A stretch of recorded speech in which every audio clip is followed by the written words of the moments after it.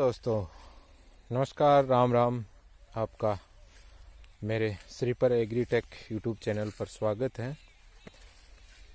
आप अगर यूट्यूब पर नए हैं तो मेरे वीडियो को लाइक करें, शेयर करें और यूट्यूब चैनल को सब्सक्राइब करना ना भूलें।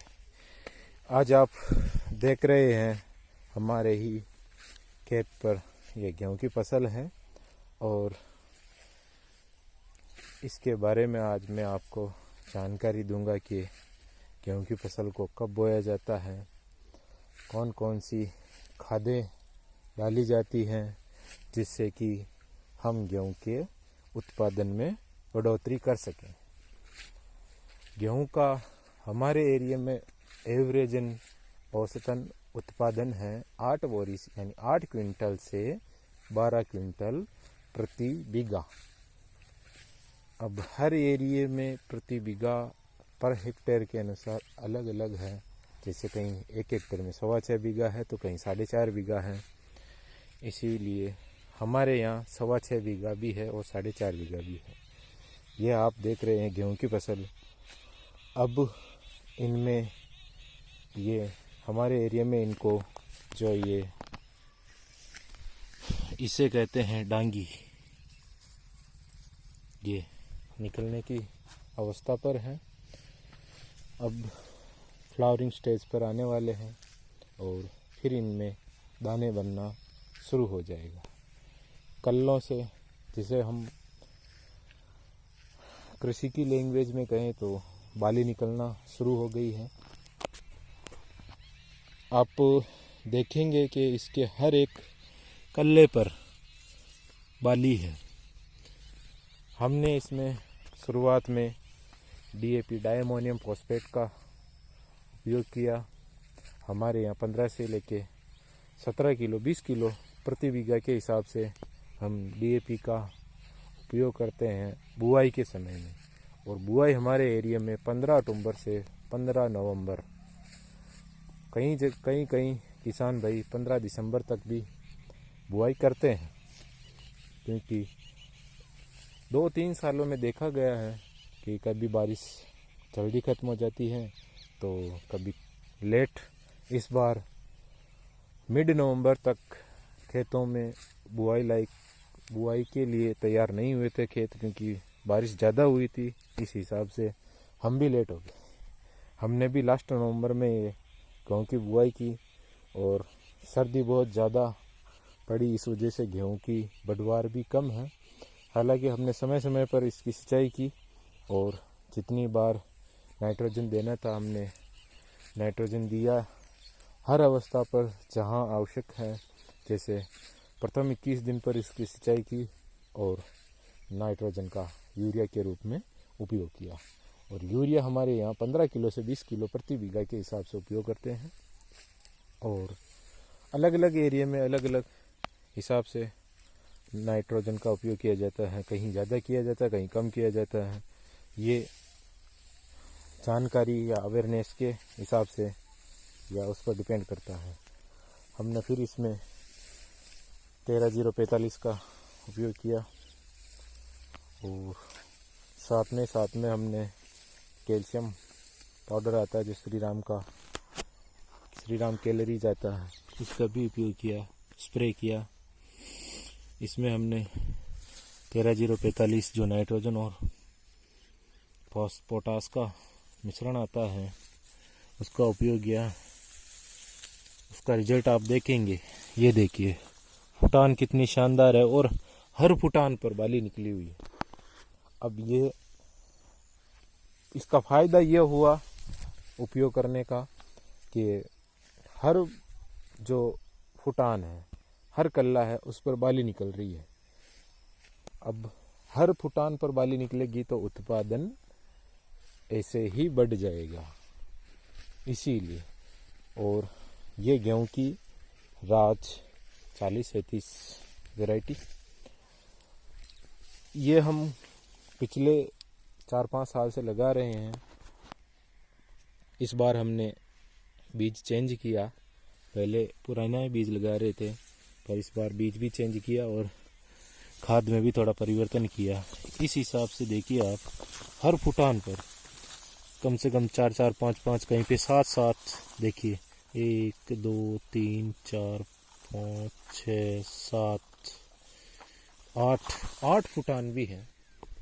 ये फुटान मैंने पहली बार देखी है, क्योंकि खाद का प्रयोग समय पर और नियंत्रित मात्रा में और समय पर सिंचाई के साथ करना, और किस तरह से करना, टॉप ड्रेसिंग करना या पानी के साथ करना या नैप से स्प्रे से करना, जैसे घुलनशील जो भी खाद 13-045 था हमने पानी के साथ दिया और टॉप ड्रेसिंग की, उसका रिजल्ट बहुत अच्छा देखने को मिला है। दोनों खेतों में किया, इसमें भी रात 40-37 किस्म और उसमें भी, दोनों का एक ही दिन हमने बुआई की, और इसमें थोड़ा लेट लगाया हमने खाद और इसमें जल्दी लगाया। इसका फ़ायदा ये हुआ कि ये थोड़ा बढ़ोतरी में अच्छा है और वो थोड़ा कम है, लगभग 4 से 5 इंच का फासला है इन दोनों खेतों में। अब देखते हैं उत्पादन में कौन सा बेहतर रहता है। अब ये बेस्ट रहता है या ये बेस्ट रहता है, समय समय पर देखा जाएगा। इसमें थोड़ा ये हुआ कि ये ढलान वाला खेत है, इससे क्या है कि पानी इसमें ज़्यादा ठहरता नहीं है, इसीलिए इस खेत में हमने 2 बार पानी ज़्यादा लगाया है। हो सकता है उस हिसाब से भी बढ़ोतरी ज़्यादा हो, इसमें कम लगाया क्योंकि ये आइडियल ढलान वाला खेत है।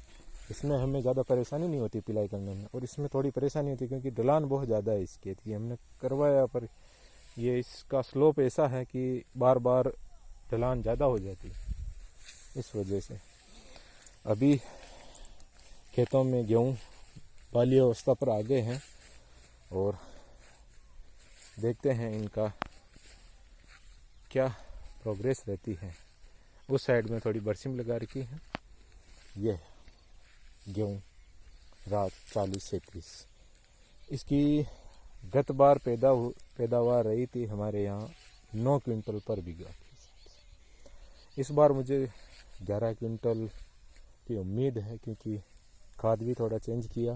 क्योंकि गत बार हमने नाइट्रोजन यानी कि यूरिया का ही प्रयोग किया था। पहले diammonium phosphate, single super phosphate, और पहले सिंगल सुपर फास्फेट का प्रयोग किया, फिर डायमोनियम फॉस्फेट, DAP, और अब यूरिया, मतलब कि तब बाद में यूरिया का प्रयोग किया था। इस बार हमने सिंगल सुपर फास्फेट सबसे पहले खेत तैयारी के समय छिड़क दिया, ऐसे ही टॉप ड्रेसिंग यानी कि हाथ से छिड़क दिया, और फिर इसकी निराई खेत को तैयार किया।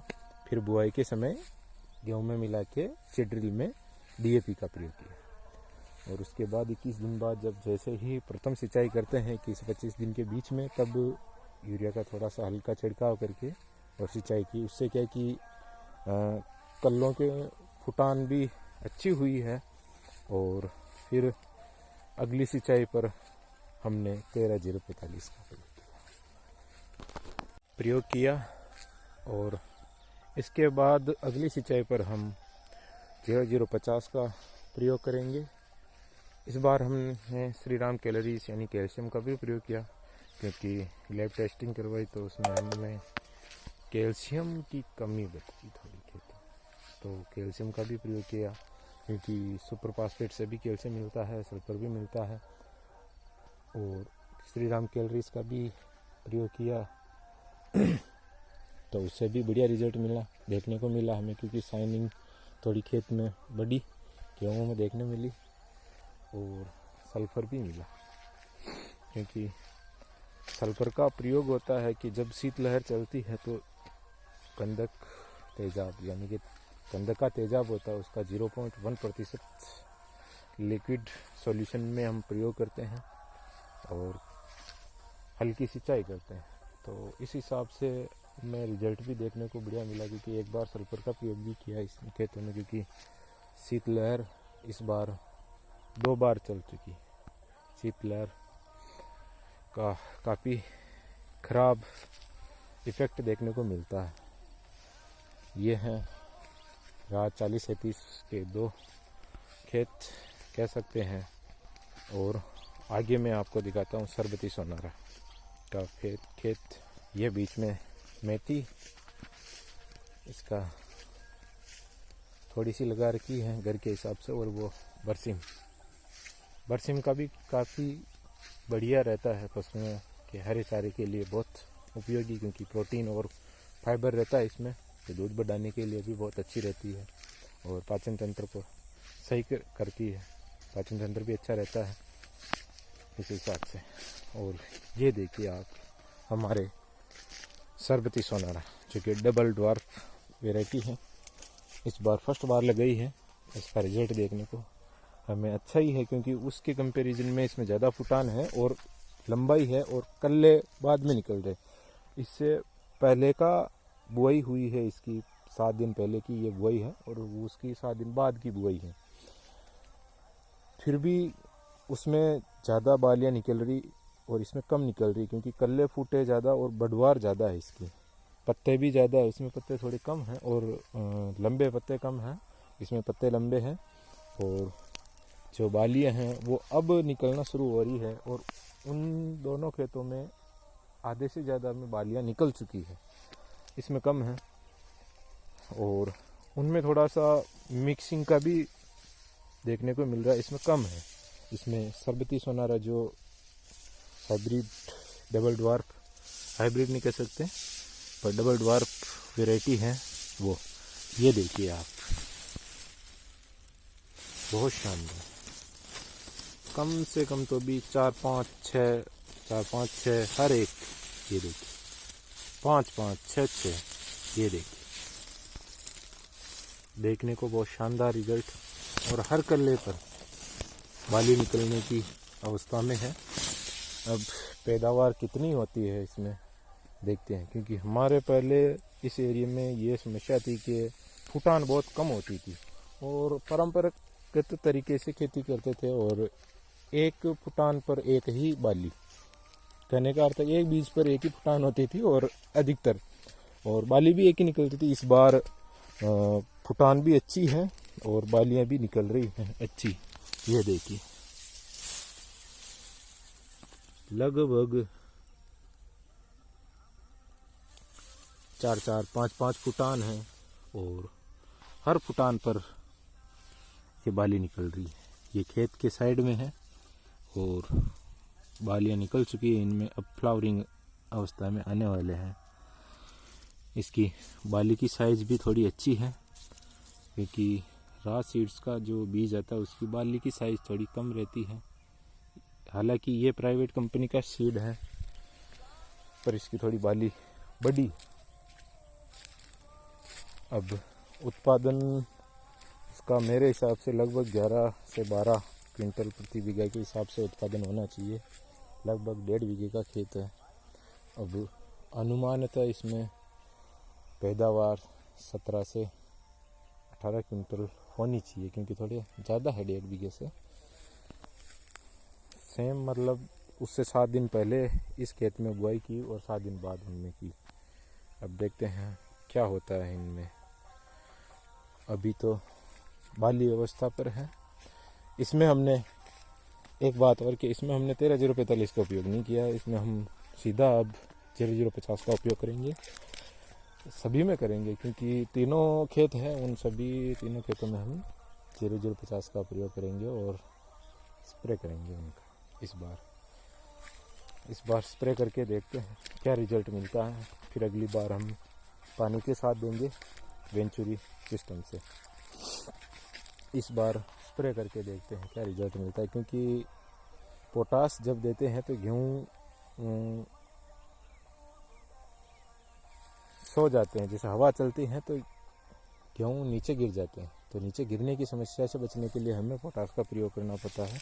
तो इस बार हम पोटास का प्रयोग करेंगे, क्योंकि गत बार भी नीचे सो गए थे, गिर गए थे हवा की वजह से, तो उत्पादन भी कम हुआ था कई जगह, और कटाई हार्वेस्टिंग में भी प्रॉब्लम आती है,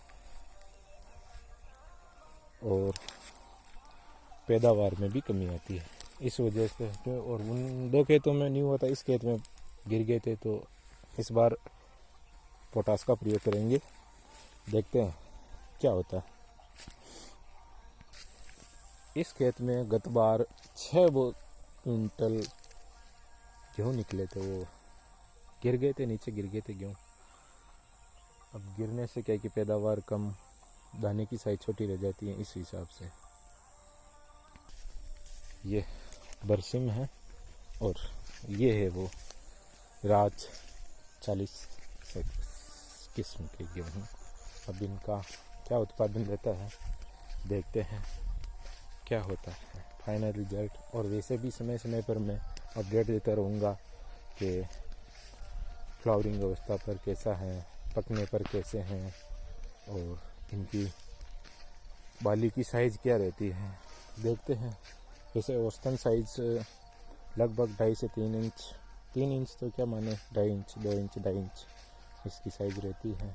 अब क्या देखने को मिलेगा, देखते रहिए मेरे YouTube चैनल को और सब्सक्राइब करना ना भूलें, क्योंकि आप वीडियो तो देख लेते हो पर YouTube चैनल को सब्सक्राइब नहीं करते हो, इससे थोड़ा अच्छा नहीं लगता है।